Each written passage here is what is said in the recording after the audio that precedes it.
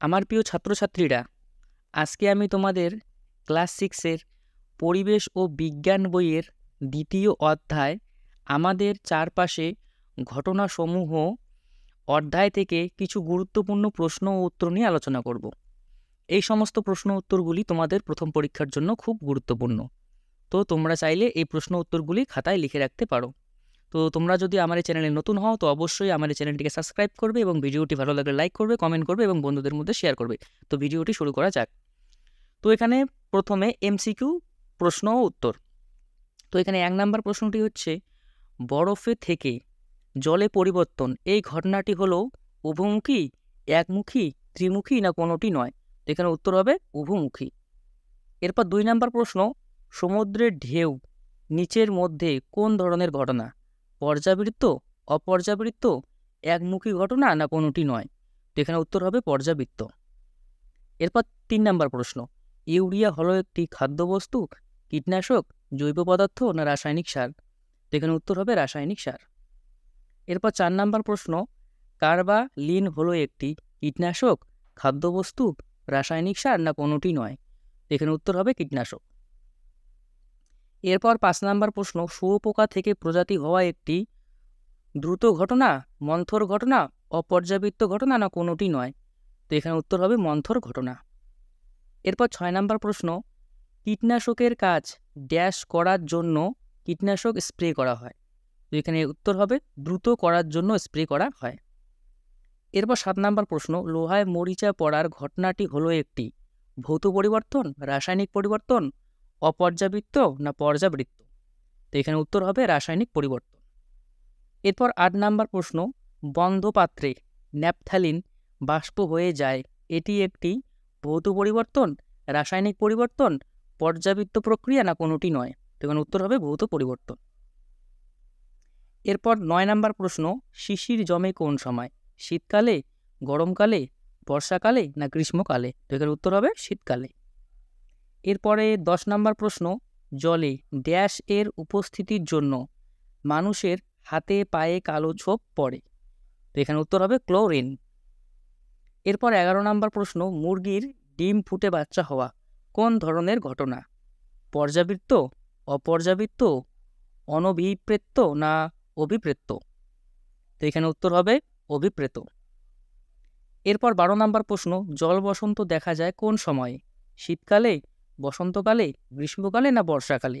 তো এখানে উত্তর হবে বসন্তকালে। এরপরে শূন্যস্থান পূরণ করি। 1 নাম্বার প্রশ্ন হচ্ছে, কোনো একদিন ঝড় হলো, এটি একটি ড্যাশ ঘটনা? তো উত্তর হবে অপর্যাবৃত্ত ঘটনা। এরপর 2 নাম্বার প্রশ্ন, গাছের পাতা ঝরে পড়া এটি ড্যাশ ঘটনা? এখানে উত্তর হবে অভিপ্রেত ঘটনা। এরপর 3 নাম্বার প্রশ্ন, ম্যালাথিয়ন হলো এক ধরনের ড্যাশ? তো উত্তর হবে রাসায়নিক পদার্থ। এরপর 4 নাম্বার প্রশ্ন, সিমেন্ট তৈরি করতে লাগে ড্যাশ? এখানে উত্তর হবে জিপসাম। এরপর 5 নাম্বার প্রশ্ন, ব্যাঙাচি থেকে ব্যাঙ হওয়া একটি ড্যাশ ঘটনা? তো উত্তর হবে এখানে মন্থর ঘটনা। এরপর 6 নাম্বার প্রশ্ন, চাল ফুটিয়ে ভাত রান্না একটি ড্যাশ পরিবর্তন? তো এখানে উত্তর হবে রাসায়নিক পরিবর্তন। এরপরে 7 নাম্বার প্রশ্ন, ড্যাশ পরিবর্তনে পদার্থের রং পাল্টায়? তো এখানে উত্তর হবে রাসায়নিক পরিবর্তনে পদার্থের রং পাল্টায়।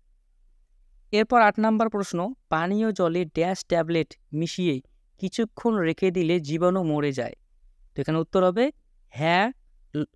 হ্যালোজেন। এরপরে আমরা কিছু অতি সংক্ষিপ্ত প্রশ্ন উত্তর নিয়ে আলোচনা করব। তো এখানে 1 নাম্বার প্রশ্নটি হচ্ছে, পর্যাবৃত্ত ঘটনা কাকে বলে? তো উত্তর হবে যে ঘটনা একটি নির্দিষ্ট সময় অন্তর ঘটে থাকে তাকে পর্যাবৃত্ত ঘটনা বলে। এরপর 2 নাম্বার প্রশ্ন, অপর্যাবৃত্ত ঘটনা কাকে বলে? তো এখানে উত্তর হবে যে ঘটনা কোনো সময়ের নিয়মে ঘটে না তাকে অপর্যাবৃত্ত ঘটনা বলে। এরপর 3 নাম্বার প্রশ্ন, একটি পর্যাবৃত্ত এবং একটি অপর্যাবৃত্ত ঘটনার উদাহরণ দাও? তো এখানে উত্তর হবে জোয়ার ভাটা হলো একটি পর্যাবৃত্ত ঘটনা এবং রাস্তায় গাড়ির আসা যাওয়া হলো একটি অপর্যাবৃত্ত ঘটনা। এরপর 4 নাম্বার প্রশ্ন, মানুষ্য সৃষ্ট ঘটনা বলতে কি বোঝো? তো এখানে উত্তর হবে প্রকৃতিতে যে সমস্ত ঘটনা মানুষের দ্বারা ঘটে তাদের মানুষ্য সৃষ্টি ঘটনা বলে। এরপর 5 নাম্বার প্রশ্ন, প্রাকৃতিক ঘটনা বলতে কি বোঝো? তো এখানে উত্তর হবে, প্রকৃতিতে যে সমস্ত ঘটনা প্রাকৃতির আপন নিয়মে ঘটে তাদের প্রাকৃতিক ঘটনা বলে। এরপর 6 নাম্বার প্রশ্ন, একটি জৈব সার ও একটি অজৈব সারের উদাহরণ দাও। তো এখানে উত্তর হবে, একটি জৈব সার হলো ইউরিয়া এবং একটি অজৈব সার হলো ডাইঅ্যামোনিয়াম ফসফেট। এরপর 7 নাম্বার প্রশ্ন, দ্রুত ঘটনা বলতে কি বোঝো? তো এখানে উত্তর হবে, যেসব ঘটনা তাড়াতাড়ি ঘটে তাদের দ্রুত ঘটনা বলে। এরপর 8 নাম্বার প্রশ্ন, মন্থর ঘটনা বলতে কি বোঝো? তো এখানে উত্তর হবে, যেসব ঘটনা ধীরে ধীরে ঘটে তাদের মন্থর ঘটনা বলে। এরপর 9 নাম্বার প্রশ্ন হলো, অভিপ্রেত ঘটনা কি? তো এখানে উত্তর হবে, যে সকল ঘটনাগুলি প্রাকৃতি বা মানুষের ক্ষতি করে না সেগুলিকে অভিপ্রেত ঘটনা বলে। এরপর অনভিপ্রেত ঘটনা কি? তো এখানে উত্তর হবে, যে সকল ঘটনাগুলি প্রাকৃতি বা মানুষের ক্ষতি করে সেগুলিকে অনভিপ্রেত ঘটনা বলে। তো আমার প্রিয় ছাত্রছাত্রীরা, এই ছিল আজকের কিছু গুরুত্বপূর্ণ প্রশ্ন উত্তর। তো ভিডিওটি ভালো লাগলে লাইক করবে, কমেন্ট করবে এবং বন্ধুদের মধ্যে